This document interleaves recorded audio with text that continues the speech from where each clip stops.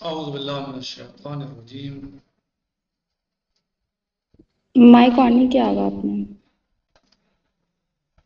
بسم اللہ الرحمن الرحیم الحمد للہ رب العالمین باعث الانبیاء والمرسلین بارئ الخلائق اجمعین ثم الصلاة والسلام على افضل الخلق محمد وآلہ الطیبین الطاہرین.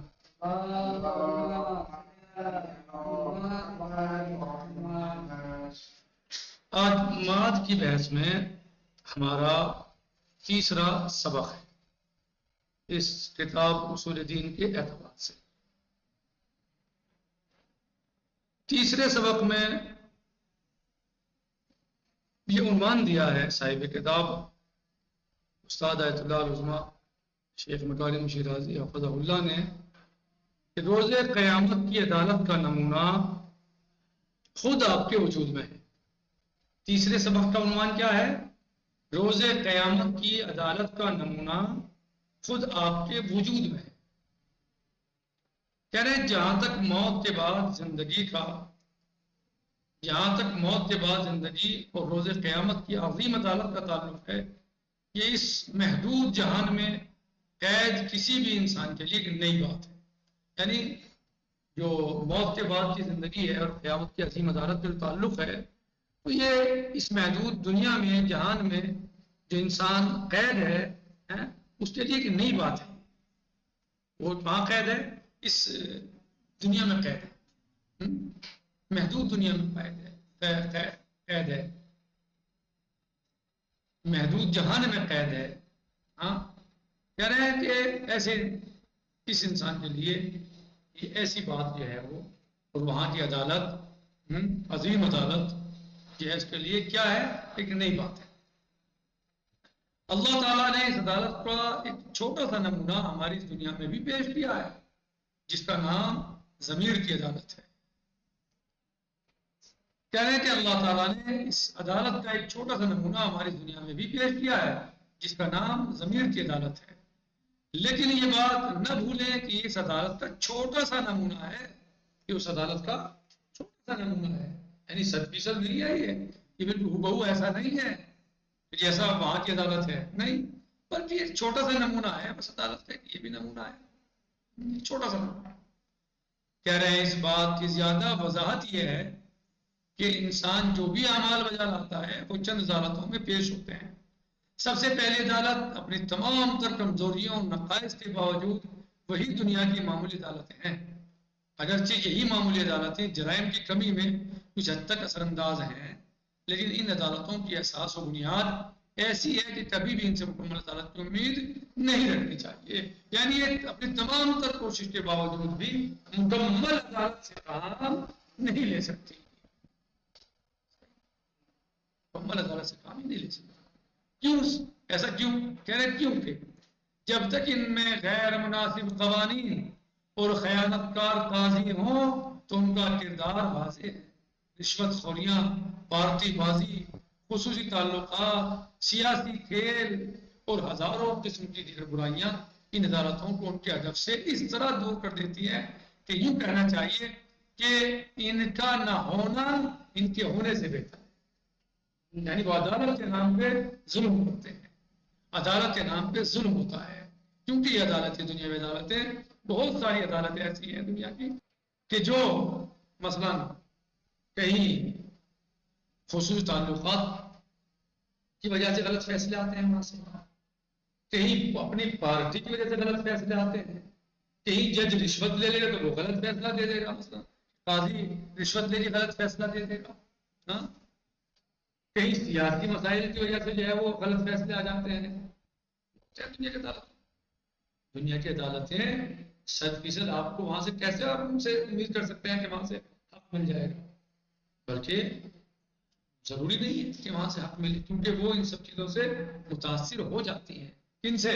رشوت سے، پارٹی بازی سے، سیاسی حالات کی وجہ سے، ہاں اور جو ہے وہ اپنے پرسنل تعلقات انسان کے ہیں، اپنے رشتہ داریاں ہیں کسی کی، مثلا بھائی بہن، تو ظاہر ہے ایسا قاضی جس کا بھائی مثلاً پھنس رہا ہو، جیل میں جانے والا ہو، جس پر جو ہے وہ مثلاً جو ہے وہ سزا جس کو ہونے والی ہو، تو اس سے کہاں ایسا جو ہے وہ ہوگا یا ہونے دے گا، کوشش بھرپور کرے گا کہ کسی بھی طرح بچا لیا جائے اسے. صحیح. تو یہاں کی عدالت بہرحال اس کی عدالت کا کوئی مقابلہ وہاں کی عدالت کا کوئی مقابلہ نہیں کر سکتی. یہاں اکثر ایسا ہو سکتا ہے، ہو جاتا ہے. اور سب ملکوں کے حالات ایک سے نہیں ہیں. سب ملکوں میں آزادی نہیں ہے. بہت سارے ملک ایسے ہیں، ظاہر ہے کہ جہاں آزادی نہیں ہے تو وہاں کی عدالت اپنے حکومت کے اعتبار سے فیصلے لیتی ہے.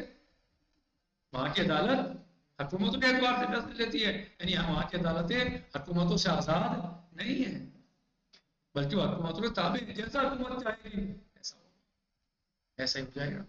وہاں کی عدالتیں انصاف تو کہہ رہے ہیں کہ ایسی عدالتوں سے کا ہونا تو ایسی عدالتوں کے ہونے سے تو نہ ہونا بہتر ہے. عدالت کے نام پہ جائے انجام دے دیں. کہہ رہے ہیں کہ کیونکہ ان کے ہونے سے منحرف لوگوں کے برے مقاصد پورے ہوتے ہیں. عدالت کے نام پہ پورے ہو رہے ہیں ان کے مقاصد.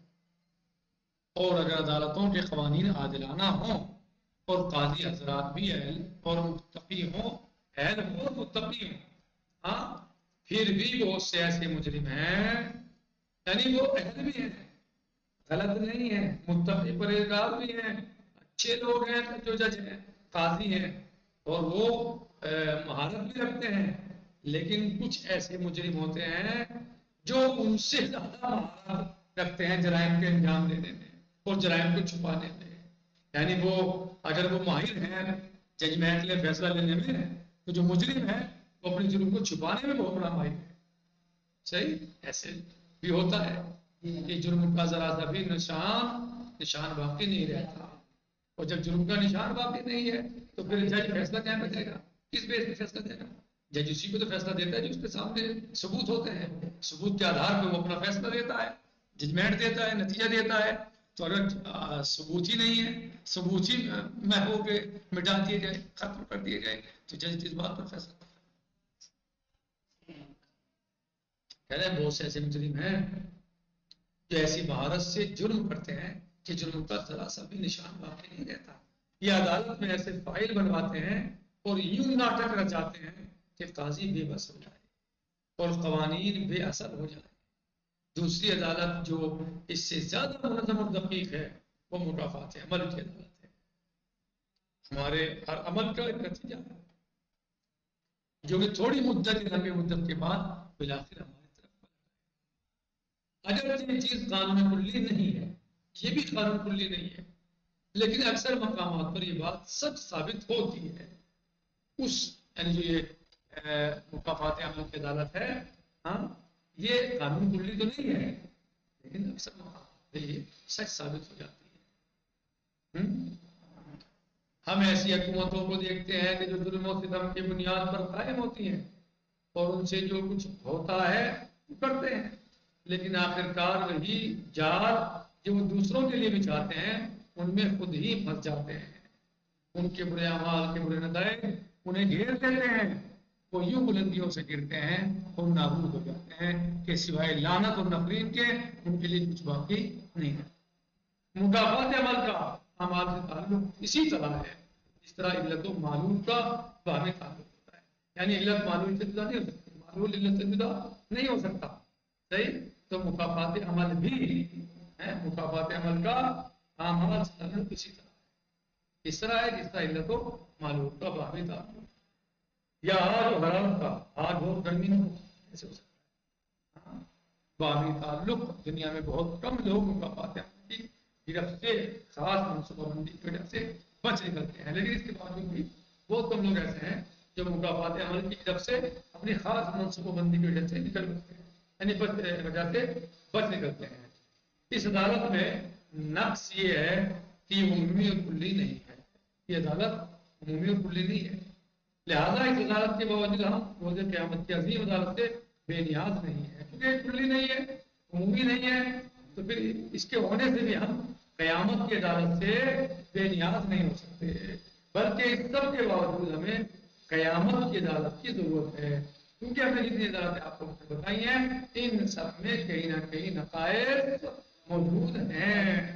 تو جب نقائص موجود ہیں تو یہ صحیح عدالت، یہ صحیح فیصلہ نہیں لے سکتے، نہیں دے سکتے۔ جب صحیح فیصلہ نہیں آ سکتا تو پھر ہمیں ضرورت ہے کہ ایک ایسی ایک ایسی عدالت ہو، ایک ایسی جو ہے وہ عدالت ہو کہ جو صحیح اور حق کے ساتھ فیصلہ لے سکے اور فیصلہ سنا سکے۔ اور ایسی ہی عدالت کو جو ہے روز قیامت کی عدالت کے نام سے یاد کیا جاتا ہے، آخرت کی عدالت کے نام سے یاد کیا جاتا ہے۔ کہنا ہے کہ تیسری عدالت جو اس سے بھی منظم و دقیق ہے وہ ضمیر کی عدالت ہے، جو انشاءاللہ کل آنے والے درس میں پڑھیں گے۔ آج ہم اس پر اتفاق کرتے ہیں۔ الحمدللہ رب العالمین وصلی اللہ علی سیدنا و نبینا محمد وآلہ الطاہرین۔ فی امان اللہ، خدا حافظ۔ اللهم صل على محمد وعلى آل محمد وعجل فرجنا